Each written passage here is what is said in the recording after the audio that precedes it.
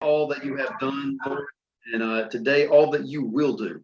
And Father, we just come look at this book of prophecy that you have given us, and just thank you for this gift, Lord. Thank you for this word. Thank you for revealing yourself to us, just exactly the way that we need. And what I pray as we study today, that we try not to look too far above ourselves, Lord, but accept what you have given us to know and to understand and reveal. And then for the rest of it, Lord, just leave it to faith and to know that you will cover all the things that we don't, Lord. And we just trust you for that. We lean upon you for that, Lord.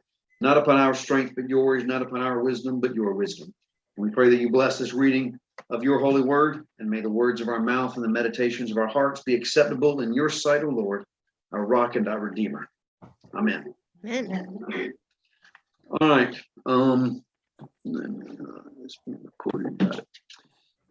I've got up here today, I don't know if y'all can see it on the Zoom, but this is the cast of characters that we are going to be going through.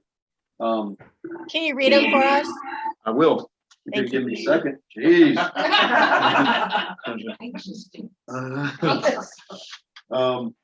got the woman, the dragon, the child, beast 1, beast 2, and beast 3. And beast 3, I'm going to put some question marks by this because that'll become apparent later when we talk about the question marks around beast 3.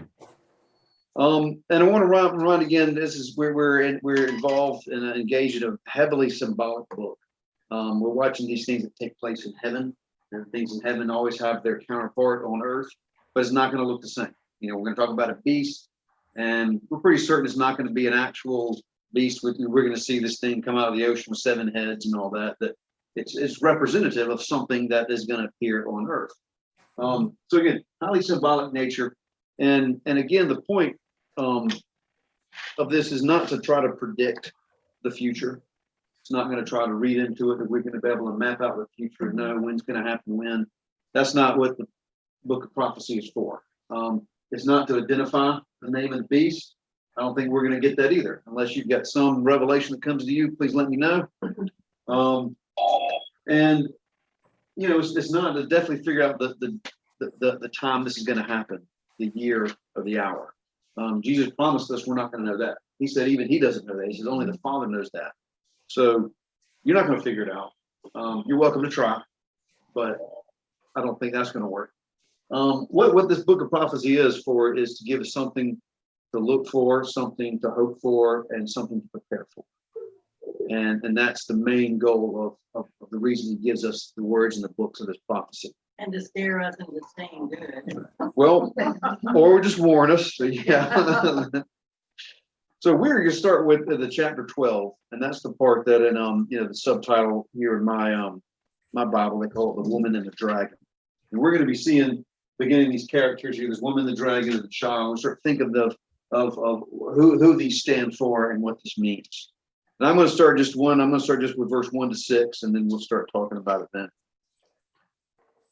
And a great sign appeared in heaven, a woman clothed with the sun, with the moon under her feet, and on her head a crown of 12 stars. She was pregnant and was crying out in birth pains in the agony of giving birth. And another sign appeared in heaven. Behold, a great red dragon, with 7 heads and 10 horns, and on his heads 7 diadems. His tail swept down a third of the stars of heaven and cast them to the earth. And the dragon stood before the woman who was about to give birth, so that when she bore her child, he might devour it. She gave birth to a male child, one who was to rule all the nations with a rod of iron. But her child was caught up to God and his throne, and the woman fled into the wilderness, where she has a place prepared by God, in which she is to be nourished for 1,260 days. All right, y'all remember where we've come across this number before, right? It's 1,260 days. This was in chapter 11. We talked about the witnesses. The witnesses are going to prophesy for 1,260 days. And we see this same measure of time expressed either in 1,260 days. It's expressed in 48 months, which is the reign of the beast. And it's also expressed the time of the woman in the wilderness, which says here 1,260 days, but later it mentions her in the wilderness again as being a time and times and half a time. And so a lot of commentators, and I think as well, this is a way of expressing the same measure of time, whether that is a literal period of 3.5 years, or is it just representing a short and very limited period of time, as in there's a definite limit on it. This is not going to run on indefinitely. How you interpret that is up to you. So it starts out, we've got this conflict. We call it the war between the woman and the dragon, but really it's a pursuit of the woman by the dragon. And this is going to take us a little bit forward and backward in time here. We've already seen it in chapter 11, where it kind of mentioned the beast, but the beast hasn't showed up yet. He's not until chapter 13. So chapter 13 might be taking us a little bit back as well. So the timeline here is not completely linear. So we got to think about that some of this stuff could have happened in the past, some could have happening right now, and some all could be set up in the future, but it's not going to necessarily be after the seventh trumpet blow. That's where we were in verse last week. Seventh trumpet blew, but then the two witnesses and the beast and the 1,260 days take place in between the sixth and the seventh trumpet blast. So you might be understanding that this also is taking place between the sixth and the seventh trumpet. It also all might be taking place after the seventh trumpet. We kind of discussed that a little bit last week. Again, it's kind of left up to your interpretation. There might be something to suggest that all this happens in between 6 and 7, but there might be, we'll see a little bit later, something might suggest that this is all happening after the 7th also. It's up to you. All right. So first one we're going to identify, I think, is we're talking about the dragon because, well, he's easy. It's got these 7 heads, and that 7 heads is most likely an imitation of the divine. It's not divine. He's not divine, but he's imitating the divine.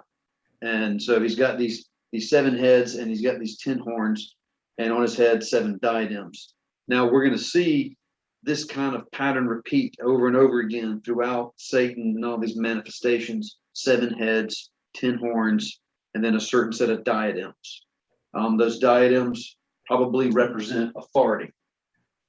So we've got the dragon here, 7 heads, 10 horns, and he's got 7 diadems. And these are just crowns, what these diadems are, and they're going to represent authority. You got a crown or a diadem, that means you're invested with authority. So the dragon, he has authority. Now we know who he is because it tells us who the dragon is. It's Satan. You know, he says that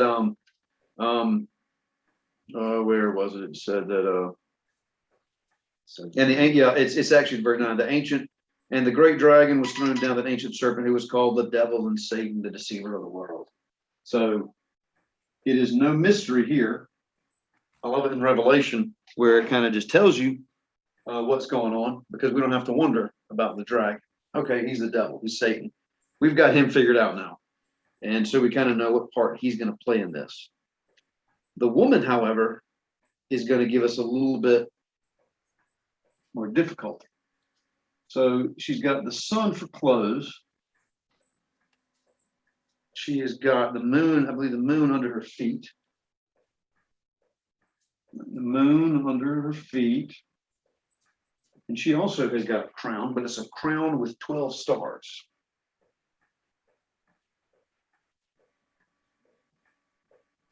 And she is in labor, crying out with the agony of her labor.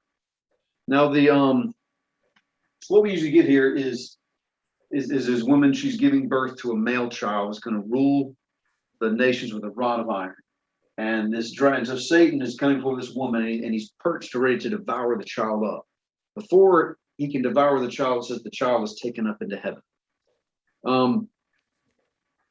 Now, it has been a common translation to look at this woman as being Mary, and she's crying out. She's in labor with Jesus, and the dragon, of course, is Satan waiting to devour. And they look at that as being the story of when Herod was persecuting and killing the children in Bethlehem. And then this whole thing about him being taken up into heaven is right there at his birth and his whole ministry, and then his resurrection and ascension takes place all in this one verse here. That's been the traditional interpretation of this. I got a few issues with that interpretation. The first one is that this doesn't look like Jesus' ministry at all. Jesus' ministry did not involve with him being taken away, so the dragon couldn't get a hold of him. Jesus' ministry was facing off with Satan head to head and stomping his head. He didn't have to be taken and saved from the dragon. He faced him in temptation, beat him there, then once again on the cross, he crushed his head. So that doesn't sound like he's talking about Jesus to me, because Jesus didn't have to get spirited away up into heaven to prevent him from being consumed by the dragon. Jesus is in every way the superior and mastered the dragon every chance that he got. So, Good question. yes. Could it not be that when it says he's spirited away in heaven, that Jesus, he's born, his, was it 33, I think? Mm-hmm. So that labor, spirited away in heaven, was after the crucifixion, and that's what they're referring to? It could. I mean, when you talk about this, there's any possibility, really, I mean, and that's kind of been the traditional interpretation, at least lately. So I When was it saying, talks about this. Okay. Yeah, pretty much. My little side note here says the church, the woman represents God's people, whose offspring is Israel and the Christian church, and the 12 stars may allude to the 12 tribes of Israel or 12 apostles or both. Mm-hmm. And that's the interpretation I usually take, is that the woman is the church. Often, at least through tradition, we've referred to the church in feminine pronouns. I've spoken to her as mother church. And it does. It says there's 12 crowns and 12 stars represent the 12 tribes of Israel. We're told that early in Revelation, the stars represent the angels of the churches. And the church is the new Israel. And a lot of times, even when they talk about the 12 tribes of Israel, they talk about the complete church, the whole church, all those that have been redeemed by Christ. And another a clue for me about who this woman is being the church is in chapter in verse 17, later on in this chapter, where it says that the dragon became furious with the woman and went off to make war on the rest of her offspring. And who are those offspring? He says, on those who keep the commandments of God and hold to the testimony of Jesus. And who is that? That's the church. We are the offspring of the woman that's written here, which means we are the offspring of the church. So when you consider the woman, the church, the body of all believers, to me, it's the same thing. That's who I think this woman is. And so. Yeah, because I was going to say, I had never thought of this before, and I know the Mary, thing, but it could, to me, until I heard that 7 verse 17, it could be Mother Earth, maybe, because with the sun giving her clothes and the moon under her feet, it could be Earth. But, or could it be somebody we don't know yet? That's possible as well. That's always possible, is that this is the future events and it's a lady that we don't know yet. But it does say her offspring are those who keep the commandments. Yeah, makes sense. So then we got an idea of this child. Okay, we know it says it's a male child. That may or may not mean one physical human being necessarily. Going to rule. And he says we're going to rule the nations, and it's going to be with a rod of iron. Isn't that same phrase used for Christ somewhere? It's a phrase that we're going to see later in Revelation with the rider on the white horse, that who, is also unnamed, alluded to, but unnamed. I bet I'm thinking of the Messiah, the music, and they probably took it from Revelation. Oh yeah, because Messiah borrowed heavily from the book of Revelation. So this is what also that they're ruling the nations with a rod of iron. This is a phrase that at least appears 3 times in Revelation, and it's going to appear later when it talks about the rider on the white horse and ruling the nations with a rod of iron. And it's either rule the nations or shepherd the nations with the rod of iron. But the first time we came across it was actually in Revelation chapter 2. and it was chapter 2, verses 26 and 27. And if you remember, this is when we had the letters to the church. And at the end of every letter, there was a promise to the one who conquers, to the one who conquers. And this is what it says in 2:26. The one who conquers and who keeps my works until the end, to him I will give authority over the nations, and he will rule them with a rod of iron. So, looking at that this was a promise that was given to the church. Those who conquer the church, I will give them authority to rule the nations with a rod of iron. And this was the same thing said of this child that is going to rule the nations with a rod of iron. This child was birthed from the woman, which we take to be the church. The child is believers. The child is I'm thinking who remain faithful. An age of rule and authority of the church. That is what this child represents. The church is going to give birth one day to an age of authority. So could this be after the millennium? I think this is the millennium. I think this is I think this child ruling the nation with a rod of iron is the millennium. Yeah. So then the beast trying to get him would be at that time. Well, and it's interesting. It is the beast, the angel. The dragon trying to get him. And and this is me just throwing it out there. Wondering if this was a time in the church where it looked like they're about to step in and reign, but it wasn't quite the right time yet. And so this promised reign of the church was taken up into heaven to wait for the right time. Because Satan was poised to devour this reign or corrupt or destroy this reign. So think about something like in the Middle Ages, in the Middle Ages when there was when the church was very powerful, that's kind of like they were poised to bring about this reign, but Satan was there to infiltrate it already. And so it was taken up into heaven, and that time is being delayed because of certain danger. I'm just, sometimes you try to make it fit the best you can. And I don't know. It could be that. It could just be, that was part of the early church, and the early church had all the power and all the spiritual gifts to go out there and reign, but it wasn't the right time yet. And so it's a waiting time. That's what it seems to be. This age of some sort of rulership or authority of the church that is going to be delayed. It's not coming at the time that it gave birth to it, which would be, the early church. Unless it's the future. Unless it's the future. Yes, unless it's the future. Unless it's all talking about a future time, and this is a literal woman giving birth to a literal child, and he's going to get taken up in heaven and come back.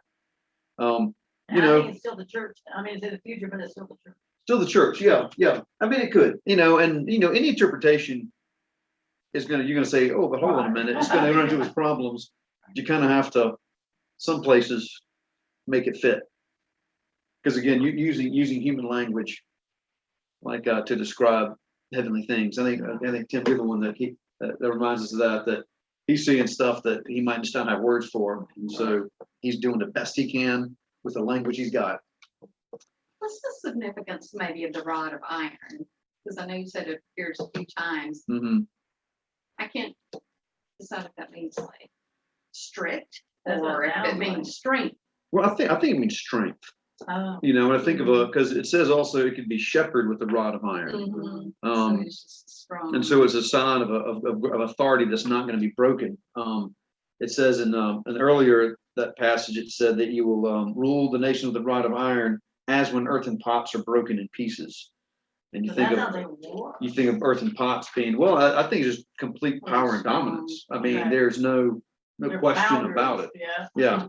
This isn't just a wooden rod here that can break if I use it on you. It's not going to break if I have to use it. So kind of an unbreakable strong. That's what I've taken it to mean. Mine says a heavy hand. A heavy hand. See, so that's the strict thing. That's Well, and that's, power is, Yeah. God is not Santa. A lot of people think he's Santa Claus, and I claim it, and it's mine. Yeah. Well, and it could be. I think the literal Greek could be rod of iron, and you're given kind of their interpretation of it, saying a heavy hand as well. But that is, we think about that as being, we talk about ruling with a rod of iron as being very authoritarian. But I take it to mean kind of that the power is how that's how great the power and authority is that's given to this to this male child, whoever he is, being a literal male child or just authority in the reign and the rule of the church. Now you got the woman now is going to get caught up in the wilderness for 1,260 days. And that is, of course, that 3.5 year time that we've seen again. And it's going to show up a little bit later where they're going to talk about it in detail, starting in verse 13. But we have to ask, this 3.5 years now, is it, a literal 3.5 years, or is it a symbolic limit of time? 3.5 years stand for 3.5 centuries, 3.5 generations, 3.5 lifetimes. But whatever it is, it's like I said before, it's a limited age. It is a clearly circumscribed time, and one that will not be exceeded when God decides and that the time is done and it's over. One of the things I would like to point out in Matthew 24, we might know that as the Olivet Discourse. That's when Jesus also talks about the end, and I've tried to lean heavily upon that in interpreting Revelation, because that's that's original source material there, and so is this is original source material. It was Revelation given by Jesus. But one of the things that is interesting that I remember he said, because I was reading through this, and that kind of sparked a memory, and Jesus talked about the end coming as labor pains, and it's Matthew 24:8, and he's talking about kind of the beginning of the end in 24:8, and he says that there's going to be wars and rumors of wars, and nation will rise against nation and kingdom against kingdom. There will be famines and earthquakes, and it says all these are but the beginning of the birth pains. And it's kind of struck me the same language being used as women crying out in labor pains, and Jesus saying that all these things are going to happen. That's just the beginning of the birth pains. So it even could be her. Read that next one. Read verse 9. I didn't. I've already closed it now. And 9 says, and this is Christ, and this is what, not a good sales, but then you will be handed over to be persecuted and put to death, and you will be hated by all nations because of me. At that time, many will turn away from the faith and will betray and hate each other. Mm-hmm. And many false prophets. Yeah, my goodness. Yeah, and so it's kind of like, and that kind of happens here too. I mean, she has her labor pains, and then comes this time where we have persecution and the beast following just after it. So it kind of is maybe just the very beginnings, this the regular persecutions of the wars and the things that we just go through everyday life. These are just like beginning of the labor pains coming for the big stuff that is going to be following. Any questions about this little part right here? We're going to get into her being in the wilderness a little bit, in this next part, because it talks about her being in the wilderness twice, here and later on, and I'm pretty sure it's the same instance. It's just giving us more detail in the verses that follow. All right, so we're picking up at verse 7, and I'm going to read it all the way to the end of the chapter. It says, "Now war arose in heaven, Michael and his angels fighting against the dragon, and the dragon and his angels fought back. But he was defeated, and there was no longer any place for them in heaven. And the great dragon was thrown down, that ancient serpent who was called the devil and Satan, the deceiver of the whole world. He was thrown down to the earth, and his angels were thrown down with him. And I heard a loud voice in heaven saying, Now the salvation and the power and the kingdom of our God and the authority of his Christ have come. For the accuser of our brothers has been thrown down, who accuses them day and night before our God. And they have conquered him by the blood of the Lamb and by the word of their testimony, for they loved not their lives even unto death. Therefore rejoice, O heavens, and you who dwell in them. But woe to you, O earth and sea, for the devil has come down to you in great wrath, because he knows that his time is short. And when the dragon saw that he had been thrown down to the earth, he pursued the woman who had given birth to the male child. But the woman was given the 2 wings of the great eagle, so that she might fly from the serpent into the wilderness, to the place where she is to be nourished for a time and times and half a time. The serpent poured water like a river out of his mouth after the woman, to sweep her away with the flood. But the earth came to the help of the woman, and the earth opened its mouth and swallowed the river that the dragon had poured from his mouth. Then the dragon became furious with the woman, and went off to make war on the rest of her offspring, on those who keep the commandments of God and hold to the testimony of Jesus. and he stood on the sands of the sea. So opens up this part here with a war in heaven. You've got the Archangel Michael fighting against Satan and the dragon. Now this is always, a lot of people are surprised to find Satan in heaven. And now some will look at this and say that this is all a past event, that this goes back to the story of the rebellion of Satan that happened kind of like back, you remember Paradise Lost, you got John Milton. Yeah, this is his fall. This is all going back to the past and describing his fall and his being cast out of heaven. The only problem with that is later in the Bible, we actually see Satan in heaven again, and that's in the book of Job. Right. God's holding his counsel and Satan is there in heaven. And then again, from Christ. I forgot to get his key back. That's right, yeah, that's right. Yeah, they did. Always get the key. Yeah. And also there was that prophecy what Jesus says, he says, I saw Satan falling like lightning from heaven, which he's prophesying something that's in the future, which makes me think that, that the whole kind of mythology around who Satan is mostly medieval theology that did not necessarily come out of the Bible. This idea that Satan was one of the angels and he was the most powerful and he rebelled against God and God kicked him out and threw him out in heaven. You never get that story in the Bible. What? It's not there. The only place you have this right here, Revelation 12:7. But somewhere it says he was the brightest morning star and stuff. Yeah, but that verse in Isaiah seems to be talking about Nebuchadnezzar and not Satan. That's one of those verses that's taken. If you read before and went after it, and it's not seem to be talking to Satan at all. Some people will say that it was either Nebuchadnezzar, maybe even Darius, might have been Darius. That Darius was symbolic of Satan, but that's really highly up to interpretation. So we don't get this story of Satan being an angel and being one of the best and brightest and cast out of heaven because he rebelled against God. That's kind of later Christological mythology, really propagated a lot and popularized by John Milton, who made that very popular and kind of put it into the canon for the rest of us. But that story doesn't appear in the Bible. What does appear in the Bible? It does. Satan is put down as the accuser. That's what the word Satan means. He's the accuser, and that's where we see him in the role in Job. He goes up, and So maybe he was always rotten. I was always rotten. I mean, when we meet him the first time in the Bible, he's rotten. Right. He's not just an accuser. He's also, the legal term for it is a trap. Gets us to do something bad, and then he's the one that goes, because it says that he's the the accuser in verse 10, the accuser of our brothers and sisters has been thrown down, who accuses them day and night before our God. So Satan's job is to kind of always tell God what the sins are of people. Hey, did you see what Donna was doing? All right, yep, put it down on her mark. Hey, what about Tim? You saw, yep, get Tim. You saw Rob, all those awful things he said, put it down, let's mark. And he's accusing all of us of our sins before God. But it's still entrapment because he's the one tempting. And then when we do it, then he accuses us and expects us to be punished. That's kind of his role. Where his origin is, I don't know. Like I said, it doesn't say here. He's just like Donna said, I think is pretty apt. He was rotten from the beginning. But we also see him in heaven too.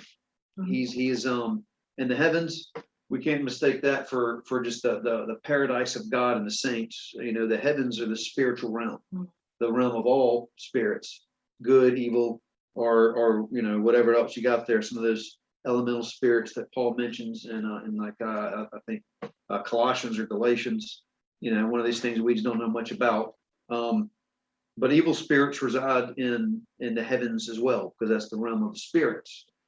And when you're in heaven, you have authority, because what happens in heaven is like the backstage of the inner workings of what's happening on earth. It's like, the earth here, we're just the face of the clock. All the gears and stuff that are moving stuff, that's all heavenly stuff. And so he's got, when we see here, he's still in heaven and he's got a certain amount of authority. That's where we have his diadems he's got here. He's got authority. I remember in the temptation of Christ, you know, he promised, shows him all the nations of the world. I'll give you Oh, I these. thought you meant that dumb movie, which I didn't watch, so. The actual temptation of You're right. Christ. The last Oh, temptation. not the last temptation, the actual, real yeah, one. yeah. The wilderness temptation of Christ. He promises, he shows him all the Yeah. cities, says, these are mine. Mhm. Not once did Jesus say, no, they're not yours. You're lying to me. He didn't contradict them because Satan had authority over the world, and that's the diadems and the power that he exercises. So here we have this battle, and what's going to be happening here is that Satan is defeated and he's thrown out of heaven, which means now he's going to lose that spiritual and heavenly authority, that authority that he's had to work behind the scenes, to be the deceiver of the nations and the accusers of the people of God. However, it's a good news, bad news situation. He's thrown down to earth. So he hasn't lost his power necessarily, but he's lost his heavenly authority that he's used to manipulate and deceive people. So now he's got to go for plan B. And it's interesting. I want to point out what the looking at the timeline again. In verse 10, it says, there's a loud voice saying, now the salvation and the power and the kingdom of God and the authority of his Christ have come, which is kind of the same language we get in chapter 11, verse 15, when the final trumpet is blown, and it says the kingdom of the world has become the kingdom of our Lord and God. So does this happen at the blast of the seventh trumpet, Satan being cast out of heaven and the kingdom of God arriving? Or does this happen right after the sixth and before the seventh trumpet? Because right after this happens to Satan, he's going to go raise a beast up, which we know happens in also chapter 11. I'm not looking for an answer. I'm just saying here, it's a funny timeline. We got to figure out. It's like trying to watch the X-Men movies when they got like later on down the road with all these different timelines when Wolverine was killed, or just all this weird stuff that happened and you couldn't keep up with it. So this is just about as confusing. But what I do want to point out is to look and see what caused the defeat of Satan. We did. Yes, The Lamb and the testimony, word of our testimony. we did.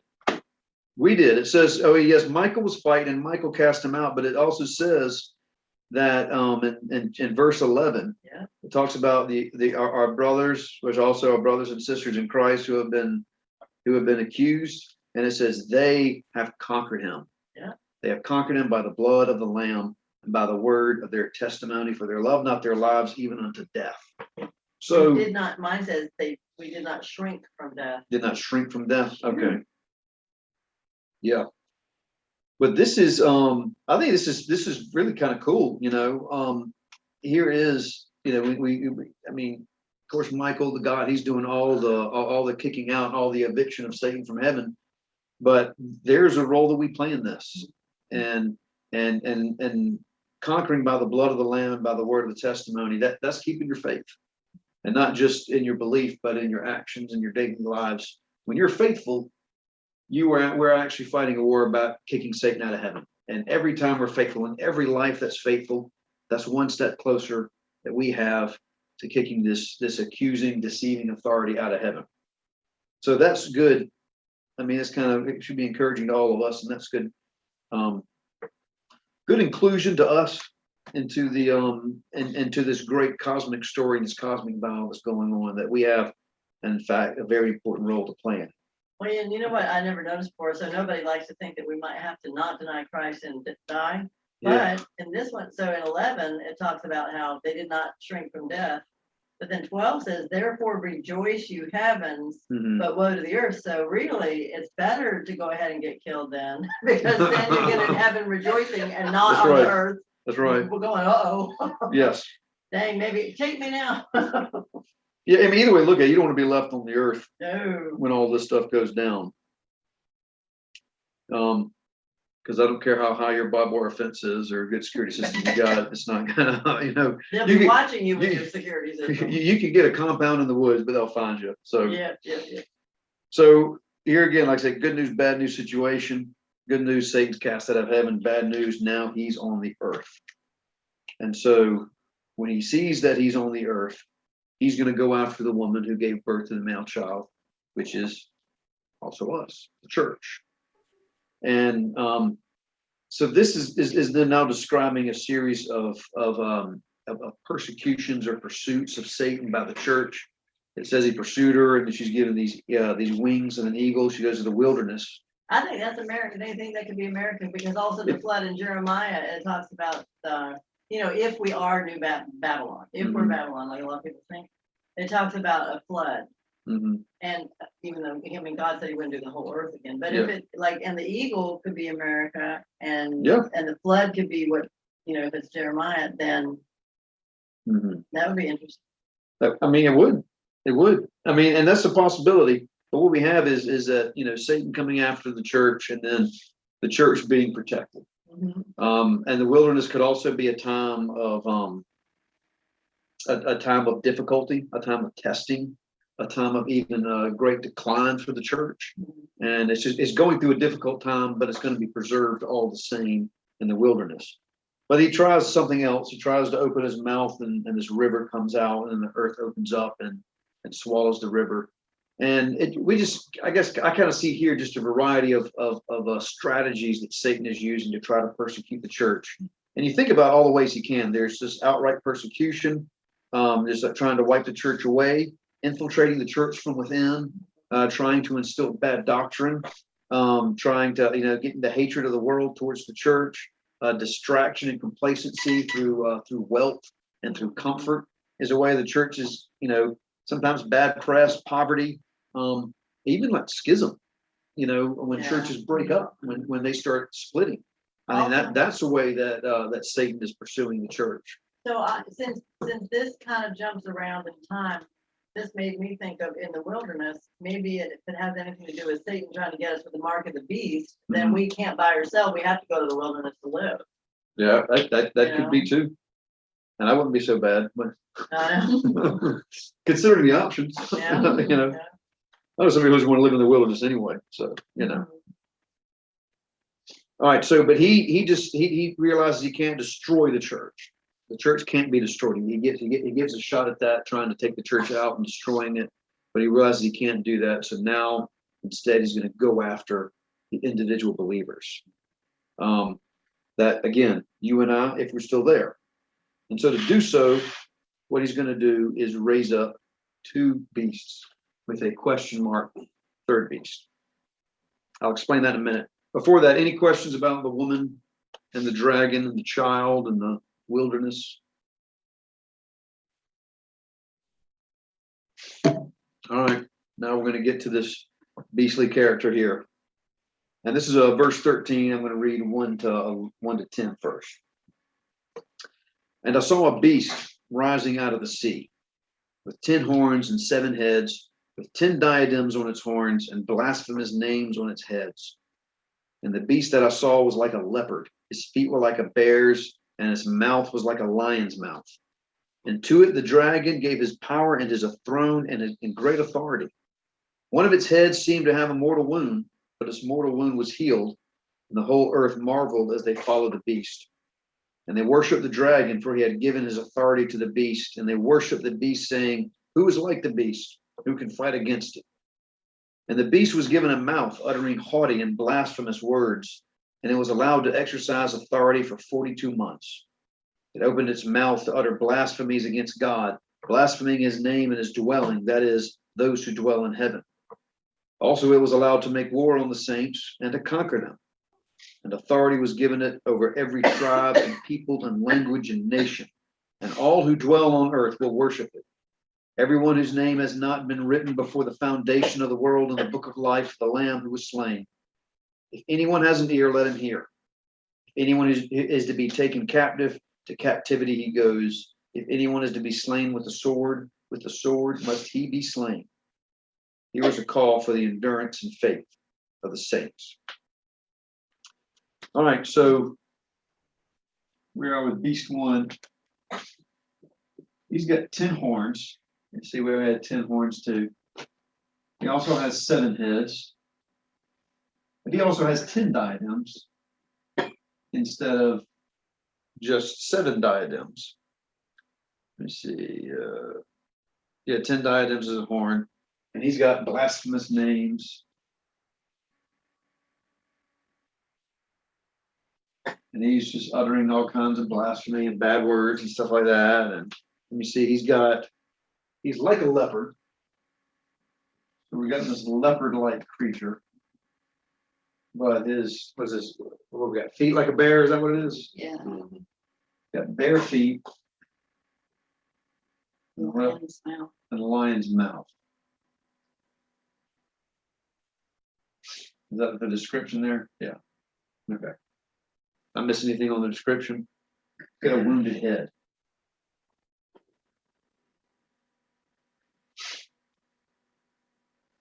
All right, so we got this guy, this beast here now. And this is Satan making his final desperate strike.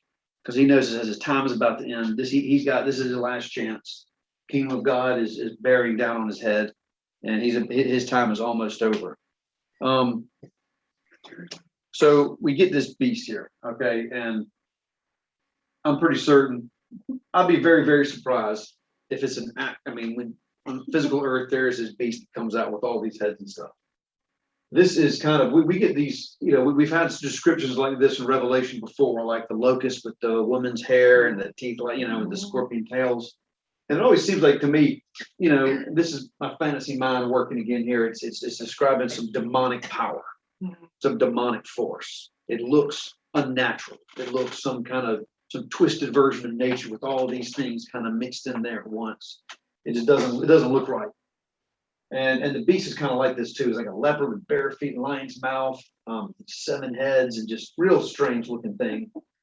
This is some sort of demonic force here. But couldn't it be, so is it Daniel where they definitely say that he's alluding to nations? Couldn't this also be talking about like 10 horns, could be 10 countries with 7 kings over the 10 countries? This is where beast number 3 is going to come in. And I'm going to get to that before I do beast 2. I'm glad you brought it up. Chapter 17, we get a third beast that's mentioned. And this is the scarlet woman riding a beast. And it's the judgment of the great prostitute in chapter 17. And this beast here, so he's also got 7 heads. He also has 10 horns. And he also has blasphemous names.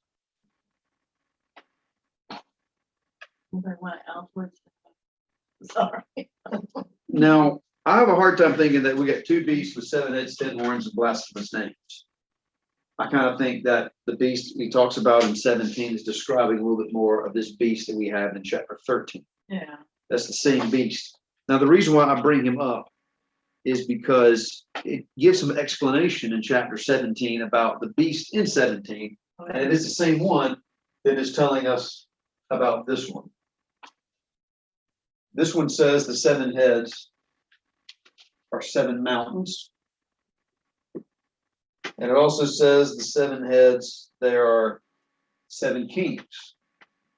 So there's 5 have come, 1 is, and 1 is to come. Oh yeah, that's okay. That's what. Yeah, and then the beast is an 8th king, but it belongs to the 7 at the same time. The 10 horns are also 10 kings that have yet to come. Okay, I was thinking that's what was in there. Well, it was, I'm pretty sure. Yeah, Okay. I'm pretty sure it's got to be these are the same beast. Yeah. You don't have. I mean, it's just giving a little bit more description about who this is, which means these 7 heads are also 7 mountains, which are 7 kings. And these 10 horns are 10 kings that are yet to come. In my study Bible, it said that in Rome there were 7 prominent mountains. There were the Palatine Hills. And so this was a reference to Rome, but at that time, John was still under Roman control, and he was afraid to speak out directly against Rome. Well, I think when you say 7 mountains, everybody then would be like, okay, we know what you're talking about. The Palatine Hills were a central feature of Rome. And that was like, think like the Hamptons of New York. I mean, everyone powerful and important lived on the Palatine Hill, and that represented all the authority and glory of Rome. So I think it's very, very possible that he is talking about these 7 heads, these 7 mountains, or 7 Roman emperors that were leading out that were working in the spirit of this demonic beast Back then or future? back then, because Okay. he said 5 kings have already come. Oh, And he okay. says 5 have come, 1 is still, and 1 is yet to come. Huh.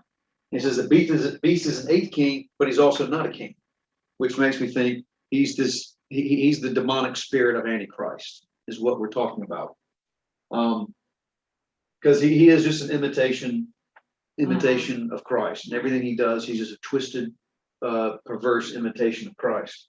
And so, for our future, if we're looking forward to what we're expecting and looking for, it's these 10 diadems, right? And it says later in 17 that these kings are all of one mind. They're all going to act and work the same way and in concert with each Like other. United Nations. Well, yeah, like United Nations, because they can't think any differently. They have to just think according to their evil and sinful nature.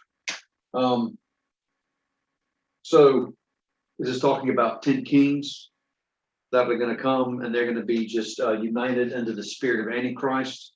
I think that's a very distinct possibility. 10 kings ruling together, 10 kings ruling consecutively, 10 kings maybe separated by a generation or two. Or, I mean, I'm not sure. But in my Bible, on chapter 17, verse 16, it said the scarlet animal and its 10 horns, which represent 10 kings who will reign with him, all hate the woman and will attack her and leave her naked and ravaged by fire. yeah, Yep, that's well, what we're at. that is a very, very complicated passage. We'll get to that when we get to 17. Okay. You know, I think just to briefly put it, I think that kind of represents this. I think it's evil undoing itself is what that is. I think that the nature of evil and wickedness always will destroy itself. And I think that's what they're kind of describing here, is even at the fall of the kingdom of the beast, it's going to end up eating itself. And I mean, there's going to be a little push for God from all this too, but it's going to end up consuming itself at the end. But we'll get to that. That'll be a good bit later, because that's a very, I really just, I'm like, what? You know, they look like they're friends at first, but now they're consuming now, you know, so. Okay. So what Satan is doing is raising up this this Antichrist, and it's interesting that it makes a reference later to the Roman kings, because I think these guys, whether it's 10 consecutive kings, they're all just kind of reigning and ruling the world together. They're going to be, I think, in the model that we saw in the later Caesars, the ones that declared themselves to be gods, and they actually had a cult of Caesar worship, and that was where the Christians got into the most trouble, is because every so often you had to go take some incense or something and throw it on the altar and lift the prayer and praise to Caesar. It was kind of a cult that Augustus put together because he thought he needed to unite the Roman Empire in some way. The best way to unite people is a single religion. So he came up with this cult of Roman Augustus. The only people that were exempt from Caesar worship were the Jews, because every time they tried to get them to do it, it caused lots of trouble. It blew up in their face, big wars. They're like, it's not worth it. We'll just leave them out of it. So earliest Christians were exempt from it as well, but as they became more Gentile and the Jews started kind of pushing them out of the synagogues, then they were getting forced to worship the emperor as well. And it's when the Christians would refuse that they were persecuted, fed to lions, beheaded, and that's when the persecution, I think, of these 7 kings who are like the beast. And so this future 10 diadems beast that's coming up is going to be in the same model of these Caesars. And kind of talked about this earlier, well, I think 2 Sundays ago, that it's you know, this is political power, but it's going to be political power plus religious worship. So this isn't just you know, a strong politician that we're looking for. You know, this is going to be a strong politician, and it's going to be kind of worldwide power. It's not going to be just, you know, the president of a single nation, you know, unless he's united in some way with 9 others.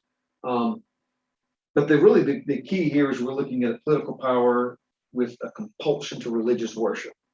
it says that that the whole earth marveled as they followed the beast, and they worshiped the dragon, for he had given his authority to the beast, saying, "Who is like the beast?" So there's like this worship of the beast, which is eventually going to end up being a worship of the dragon, or worship of Satan himself. And worst part about this is the beast, because he's wielding such incredible power. Says he's going to be able to make war against the saints, and he's going to conquer. He's going to win. That's the worst. Yeah, that's the worst part about it. But we don't have to die twice. That's right. We don't do the second death. Well, We have to yeah, go to hell. yeah. Everyone's going to die. Everyone's going to die once. Not everyone has to die twice. Right. So, and it's going to be, and I think it's kind of interesting. Here's a very good Presbyterian verse here in verse 8.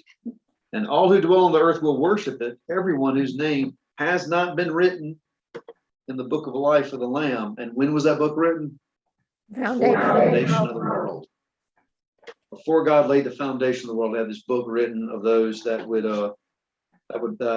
persevere, those that were in the book of the life of the Lamb who was slain. But somewhere in here it says something about if you're good, I won't take your name out of the book of life. So Yeah. Yeah. Well, that's I mean, I know. that's a whole other. That's a whole other. I almost hesitated to say that. I don't want to start the predestination discussion and what that might implicate. But again, 42 months is the amount of time that he's allowed to exercise his authority. But some people are going to be taken captive. It's kind of just as if it's going to be, it's going to be. Some people are going to just be taken captive. Some will be taken captive and slain. Some might just be, persecuted economically or have to go through a hard time. But it finishes that part here with a warning saying, here is a call for the endurance and the faith of the saints. Only way we'll get through and survive with this, at least survive with our souls intact, endurance and faith. Any question about the first beast? Right, so we have thing 1 and thing 2 here. So now we're gonna do thing 2. what is that from? Dr. Oh, that's, Seuss. yeah. It's the Cat in the Hat. That's funny. All right, any questions at all about the beast 1? All right. Then we're gonna pick it up here in verse 11. It says, then I saw another beast rising out of the earth. It had 2 horns like a lamb, and it spoke like a dragon. It exercises all the authority of the first beast in its presence, and makes the earth and its inhabitants worship the first beast, whose mortal wound was healed. It performs great signs, even making fire come down from heaven to earth in front of people. And by the signs that it is allowed to work in the presence of the beast, it deceives those who dwell on earth, telling them to make an image for the beast that was wounded by the sword and yet lived. And it was allowed to give breath to the image of the beast, so that the image of the beast might even speak and might cause those who would not worship the image of the beast to be slain. Also, it causes all, both great and small, rich and poor, both free and slave, to be marked on the right hand or the forehead, so that no one can buy or sell unless he has the mark, that is, the name of the beast or the number of its name. This calls for wisdom. Let the one who has understanding calculate the number of the beast, for it is the number of a man, and his number is 666. All right, so we get the second beast, and he doesn't look anything like the first one. All it says, I mean, maybe he does, but it doesn't really describe him.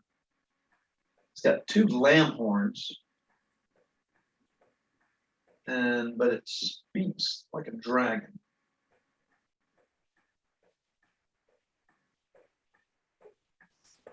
And that seems to be its identifying characteristic. Now, what we have also noticed, y'all notice that these beasts come from different places. One from the sea and one from the earth. Yes, the first beast comes out of the sea. The second beast comes out of the earth. Any idea about the significance of that? I want to take a stab at that. The Jewish people feared the sea. We love the ocean and ponds and lakes and everything, but they were genuinely fearful water. Mhm. And thought that Leviathan, and which I guess was the whale, and all the things that Job talks about, these terrible creatures lived beneath the sea. Mhm. And so if you've got a beast coming from the sea, I think you could relate that to the fear that this beast is going to cause, and Right. what a horrible character he's going to be. Mhm. And then the earth, I'm not sure about that. Okay. Volcano. Tim says volcano. He's like a dragon, so he's fire. He's gonna, oh, yeah, volcano. Buddy. Well, there again, this thing goes back to comparison of Rome, said the Mhm. Roman armies attacked Asia Minor from the sea. Okay, Roman armies attacking from the sea. Yeah, that's a possibility. I look at it too, look at, going on back to Genesis 1, where it says that it sometimes describes that primordial chaos that was at the beginning as water, to call them the waters of the deep. And there is, in 17, it says that the beast comes from the great abyss. So is the sea something like, meaning some sort of From space. well, Because if space Well, is water, I mean, he created the Yeah. earth and separated the Mhm. water above and the water below, then that's like space, the Yeah. heavens are space. it could be, representing kind of that spiritual demonic nature of the first beast, whereas the earth, we were made from the earth. Right. And so, the beast is something, this first beast, this is a purely supernatural, spiritual, demonic force. The second beast could be something that's coming out of the initiative It could of be a weird person, of it human could be, beings. yeah, because they're doing You know. shimmer, what is it called when they mix people? Oh, with chimeras? animals? Yeah, it Yeah. could be one of those. Could be one of those. I think this is some sort of initiative that's to be coming from the earth. This is very much man-made, because we were made of the earth. But hey, your guess is as good as mine on this one. But he's going to be attached to this beast. It could be like a robot too, right? I mean, It could be. no, I mean, really, they're making them, a lot of them, so Yeah. it could be something they create. Some of Elon Musk AI that he. Yeah. Now here is something else I wondered about the second beast, and especially with the two lambs and speaking like a dragon. Jesus is the Lamb of God, Right. and so having these two lamb horns is that this Christian Christ-like appearance, but he speaks like a dragon, Oh, which is Satan. So he's got the appearance of something righteous and holy, yet his words and deeds are satanic. there you go. And it also makes me think of the again, going back to the Olivet Discourse, when Jesus talks about the desolating sacrilege, or the abomination of desolation. That has historically been meaning to think that it's going to be the temple has to be rebuilt, and then the abomination of desolation is going to enter into that temple and Right. commit sacrilege. And that's when it says two people will be in the field, one gets taken Yeah. out, one gets. Now, Jesus also spoke of his own body as being the temple, which today we understand that his body also as the church. So I'm connecting a lot of different pieces here. Possibility that this is a Offshoot of the church. deceived church, Yeah. an offshoot of the church, a part of the church that's gone bad. It looks like the Lamb, but its deeds and its words are of Satan. And so he's got this deceived church, which is going to start leading people in worship of the beast. And this is the same one, right? Can do miracles. It can do miracles. Yeah. Huh. But his miracles going to be done under the power of Satan. Yeah. And it will be able to, there'll be miracles and there'll be great acts. Including that, fire. Yeah, miracles, fire, great acts, all done in the name of the beast. And, I always, my fear is that it is kind of, it's a branch of the church that goes wrong and is complicit in the worship and the operation of the beast. I never And- thought of that. That makes sense. And it says people are deceived because of the signs. Of course they. Because of the They're signs. gonna see it. Of course they're gonna believe it when they see it. Trust us, we're the Christian church. Right. You know, we wouldn't do anything Or bad. Christianity wasn't quite right, but we are. Mhm. Yeah. And so the desolating sacrilege could be this church inviting in the worship of Antichrist. I think of too, when in Nazi Germany, a lot of churches, crosses came down and they put the swastikas up. The Bibles came out and they put copies of Mein Kampf on the altar. That to me was a desolating sacrilege. That was an Yeah, abomination yeah. of desolation. And you know, somebody like Hitler is probably a pretty good precursor of what we're gonna see. And I see this as being maybe a complicit church. You know, like the what do they call it? The capitulating church, the deceived church, or a capitulating church.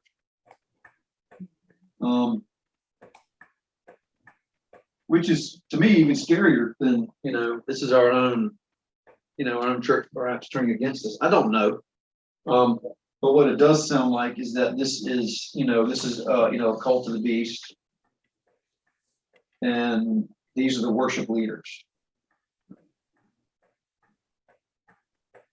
But seeing as, you know, Satan is not, he's not inventive, you know, evil's not creative. It just, all it tries to do is just distort and destroy what God does. So it makes sense that this is just gonna be a mimic of the church somehow, either using the church itself or setting something up that looks just like the church, that it is able to deceive the nations with, and even deceive some Christians. Because Or of miracles. I mean, Well, yeah, the miracles. And then you're gonna have this, then we got the mark. Where the mark says 666, you know, mark of the beast. And you know, I always get frustrated because it always says this calls for wisdom. And then I read it, I'm like, I have no idea what it's talking about. I was like, what's that saying about me? You know?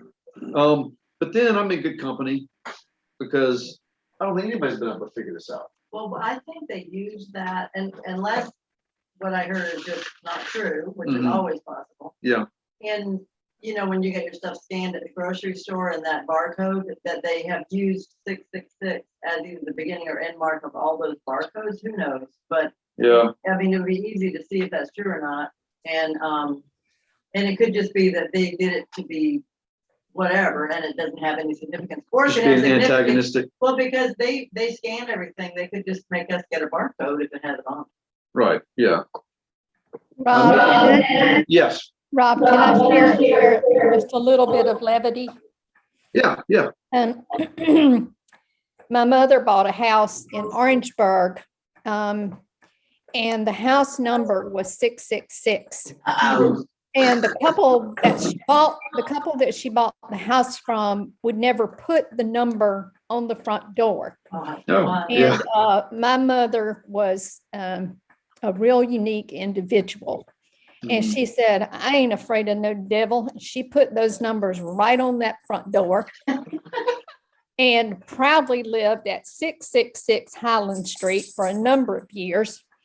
And then when the women in the church were needle pointing biblical scenes for the kneeling pads at the altar at the front of the Methodist church, no one wanted to do the serpent except the woman who lived at 666 Highland Street. She said, I ain't afraid of that serpent. Good for her.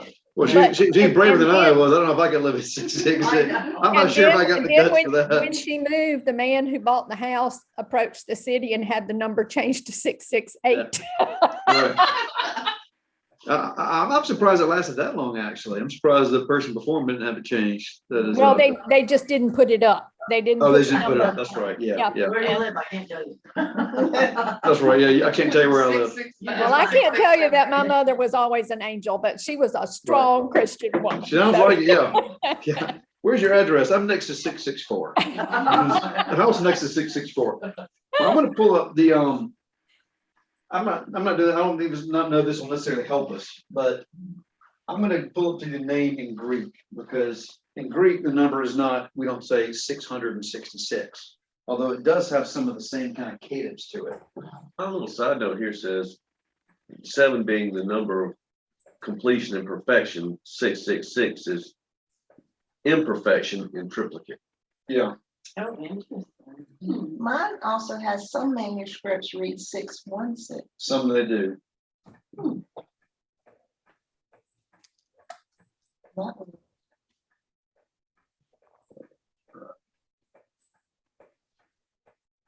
This is how it sounds in Greek. Hexakosioi, hexaconta hex. I don't know if that matters. I just thought it had kind of a real almost specific cadence to it. Of course, you got the hex repeating hex, hex, hex. You know what? I speak in tongues, and that's what I've been saying all these years. I didn't know. But this, yeah. That'd be terrible.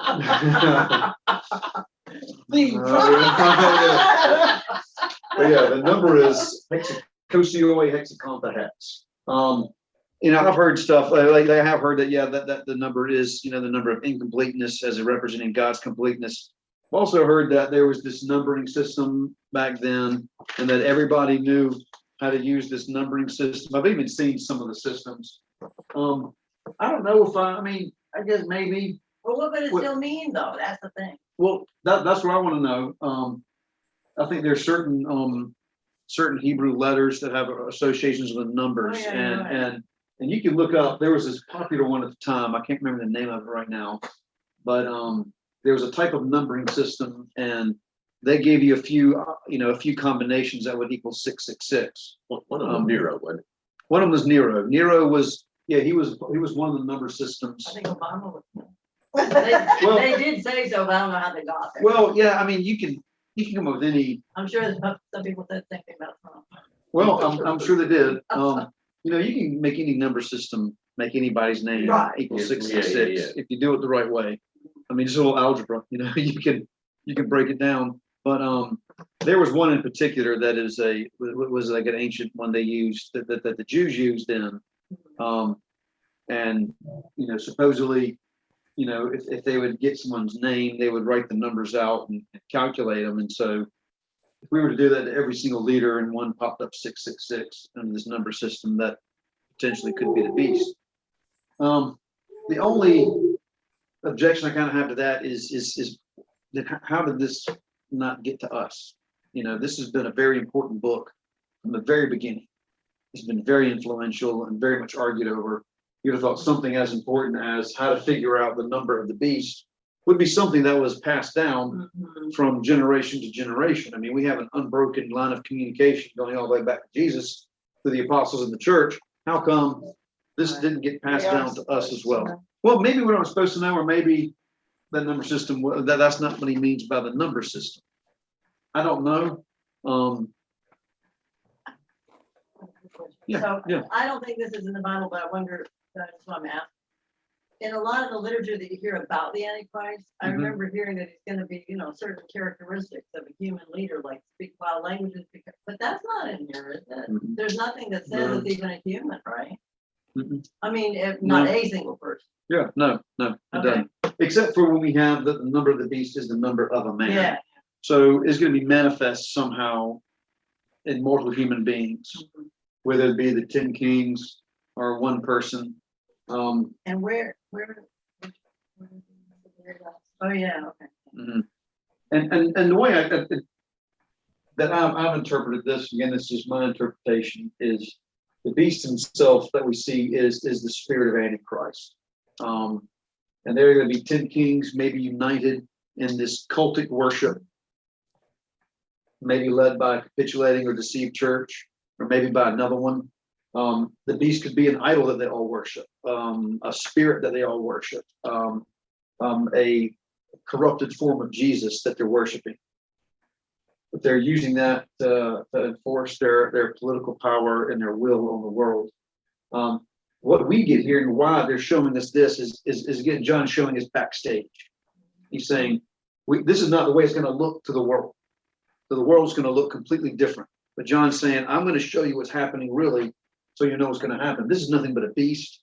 He's an antichrist. He's a deceiver, and all his power is coming from Satan. The reason why he's doing this is his hour has come, and he's doing his darndest to make sure he's going to take down as many people with him as he can before the end. That's good to say, because then you're right, because we're in the middle of it. If it's a political system, we're just overwhelmed. But then if we Yeah. put it in this context, it's like, oh, it's just the devil thrashing his tail. Yeah, it is. And it's going to be a political and religious system together.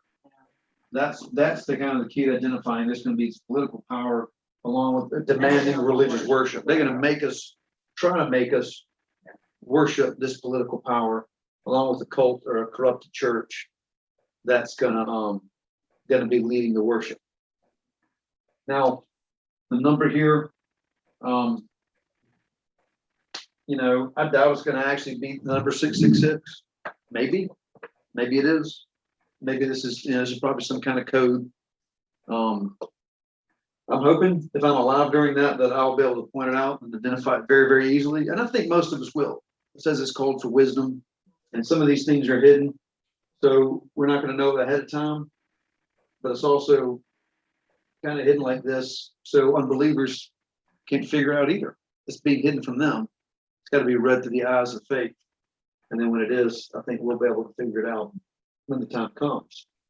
But this is a mark that's, I think this is a mark of loyalty. In the Old Testament, God talks about taking the law and keeping it on your hand and on your forehead. And early in Revelation, he seals those whose names are written in the book of life. He sealed the people of God. This is, again, a corruption and an imitation of that. You're having to give an outward sign of your loyalty to the beast. That's why I don't think it won't be. I'm sure they'll have another purpose to it, but its main function is to show loyalty to the beast. Are you one of us? Where's your sign? Come on, give your sign. The swastika almost looks like a bunch of sixes. The way they're arranged, but they've got 4 6s instead of 6, instead of just 3. Well, and maybe it's not chronological, but it says that beast could speak and cause all who refuse to worship it to be killed. Yeah. And then it says cause people to get the number. Mm-hmm. So maybe we'll argue for it, and I'm not gonna worship it. Right. And we won't have to get the number. But then that's interesting if maybe not everyone who does, because then there would be no believers left to get. Yeah, I think the believers can refuse the mark and be killed for it. Yeah, because they'll still be alive from not worshiping. So it's probably a mixture all at once, right? Yeah. Yeah, it's going to cause, that if you don't worship the beast, you can, that'll be a cause for the death penalty then. Yeah. And it says it causes all, but, it's probably, it's trying to force all to be marked with this, mark the beast. And they're going to, use economic pressure. That's the main way they're going to do it. You can't buy, you can't sell either. Yep. We're going to just cut you out of the economy completely. So you're not going to be able to make a living, and if you have money. But they are doing it. They are doing. I do not think at all that the vaccine stuff is anything to do with this. But they're doing it. I mean, they're saying if you don't have the vaccine, you can't buy. They're not saying you can't sell yet, but they're saying you can't even buy groceries. Yeah, well, New York. Well, and one of the provinces, one of the whatevers in Australia, in addition to not being able to work or shop anywhere, you get fined $1,000 or $5,000 for not taking right now. Yeah.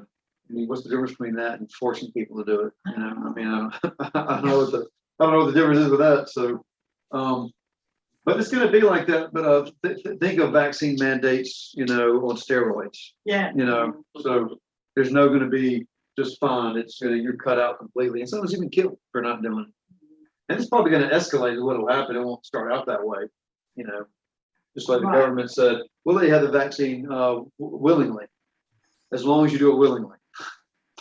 If you don't do it willingly, we'll force you, but we'll do it willingly. You have to take it willingly. Force you. Yes, we'll willingly force you to. So, let me see where I was with that. But ultimately, purpose of this beast now, when he comes, is going to go back here to the woman and the dragon, try to destroy the church, and it couldn't. So now we're going to try to deceive whoever we can deceive, and if we can't deceive them, then we destroy them. And that's the purpose of this kingdom of the beast. And ultimately, though, what's driving this, though, let's remember that what's not driving it is any great plan of Satan's. This whole plan out here is Satan's last attempt here, because he's about to fall. He's about to be done. He's about to be in prison, I guess, is what's happening. And the kingdom of God is about to just come in its full power and glory. And this is the last thing he can do to try to disrupt it. And as everything he's done that's failed, this will fail too. And not only is it going to fail, he's going to play right into God's hands. Just like in his attempt to try to work God's plan before, he thought, I'm just going to have Christ killed. Well, oops, that didn't work. Ended up blowing up in his face completely. This is going to be the same thing. I'm going to try to, deceive the nations and destroy God's church. But in the process of doing that, I'm going to bring a bunch of saints that will be my downfall and destruction. And they're going to be, actually, we'll find many of them to be the rulers in the millennium.